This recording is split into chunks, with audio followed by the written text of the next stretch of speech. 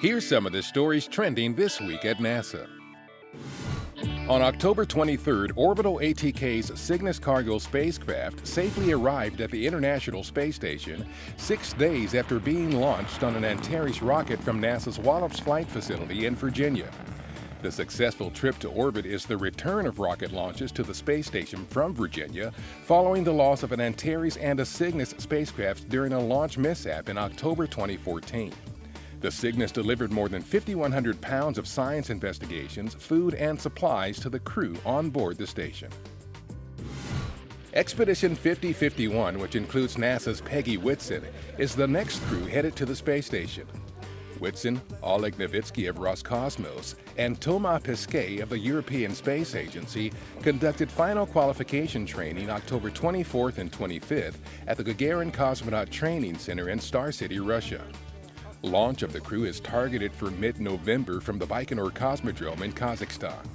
The trio is scheduled to spend 5 months on the International Space Station. During an October 25th event at the Smithsonian's National Air and Space Museum in Washington, former NASA astronaut John Grunsfeld was part of a panel discussion on space weather and the dangers of high-energy solar radiation in the space environment. The event also marked the 10th anniversary of the launch of NASA's 2 Solar Terrestrial Relations Observatory, or STEREO, spacecraft. The twin probes have advanced space weather forecasting more than any other spacecraft or solar observatory and enabled previously impossible early warnings of threatening conditions posed by the sun.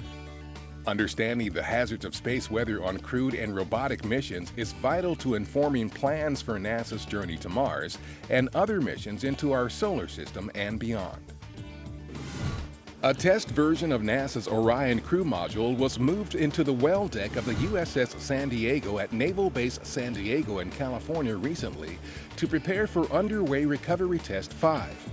During URT-5, which will take place in the open waters of the Pacific Ocean, a team of NASA, Lockheed Martin, and Navy personnel will use the Orion test article to evaluate the processes, procedures, and hardware necessary to safely recover the real spacecraft from the ocean when it returns from deep space missions. Orion is the exploration spacecraft designed to carry astronauts to destinations not yet explored by humans, including to an asteroid and on NASA's journey to Mars. NASA and industry leaders gathered in Huntsville, Alabama near Marshall Space Flight Center for the 9th Wernher von Braun Memorial Symposium October 25th through 27th. This year's theme was Exploring the Universe and Maintaining U.S. Leadership in Space.